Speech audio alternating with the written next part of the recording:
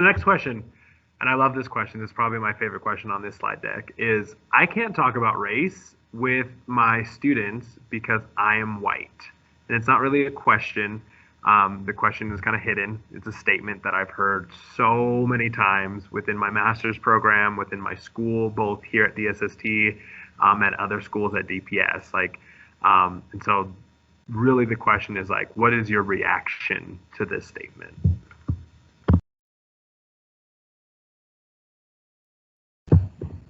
I have a lot of feelings about this statement. One, because it's definitely something that needs to be deconstructed. It's a perspective that hurts a lot of teachers who are white. And from my experience, students have so much more respect. I'm talking about like middle schoolers, right? 8th graders have so much more respect for adults who are white when they make the effort to bring themselves out of their like white societal position of power and come down to the level where human beings exist, which is like everybody, and talk to them about issues that are going on. And also me as a Black woman, I have also in certain cases not had the easiest time talking about things because of the students' perception of me being like a white person because I'm a teacher, how I speak, how I dress. And so it's not only white people who go through this. I think people of color also can experience this depending on how their students view them. But from speaking to students and their interactions with white teachers, they just have so much more respect and actually want to try harder in their classes when they see that they're trying to meet them halfway or trying to explain something to them that does not put the white person first. Yeah. Yeah, to me, I feel when I hear this statement, I mean, of course, there's many layers to it, but it feels like it's really just coming from a place of privilege and opting out, where our students or many people they can't opt out of these conversations. I like anecdotally, when I joined Cole High School, the bunch of students who were Muslim, and again, this is religion, not necessarily a racial thing, but they were very excited to have a Muslim teacher, but that was something in my identity that I had not come to terms with. I was super uncomfortable with talking about, but these kids wanted to talk about it with me, and they really helped me grow. But it really bonded a great like relationship, and I still talk to those kids who have since graduated like a couple years ago now. But it forced me to do the work that I had been avoiding because it was awkward and I didn't want to deal with it. And so I think like it is, as educators, especially as educators in communities of color, like we can't not have these conversations. And if you feel uncomfortable, you need to do the work, figure out why you're uncomfortable, and figure out ways to move past it. And yeah, that's all I have. So it's funny that it's not funny, but what you just said at the end, in my brain, I was looking at the sentence, and you said, you know, if you're uncomfortable or something, you got to unpack why.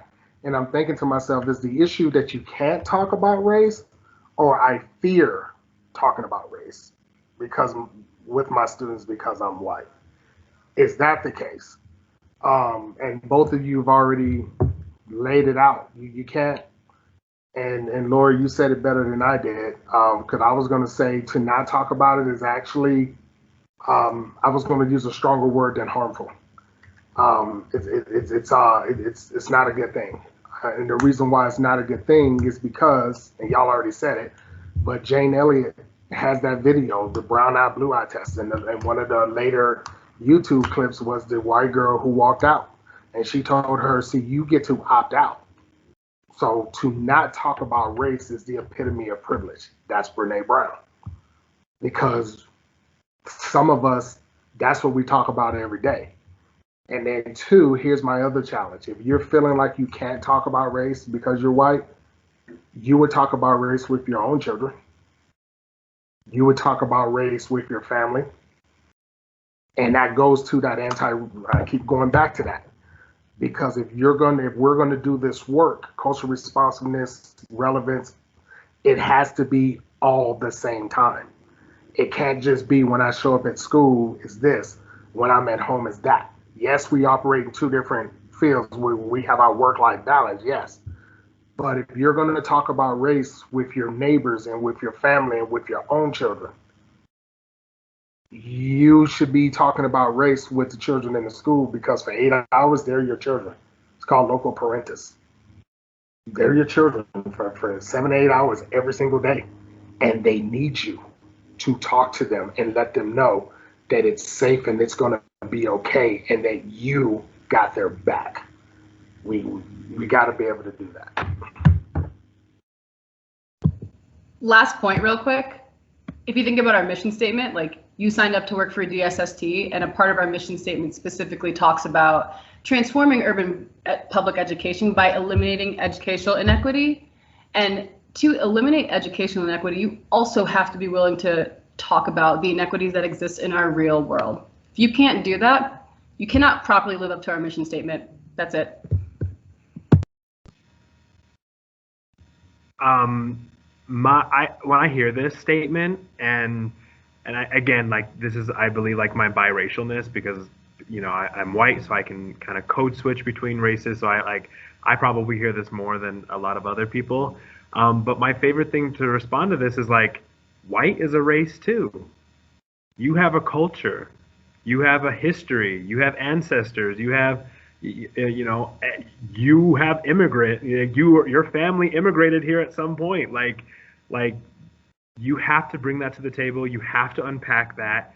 And I think if you feel like your story is not significant, you're wrong. Because just like Sadia was able to reconnect or just understand her identity more with other Muslim students, you can do the same thing with students by talking about your race. Because that tells students it's okay to be proud of who you are. It's okay to talk about race. I am white. You can clearly see that I am white. I am black. You can clearly see that I am black. Let's talk about it. Let's not hide in the shadows. And it's hilarious because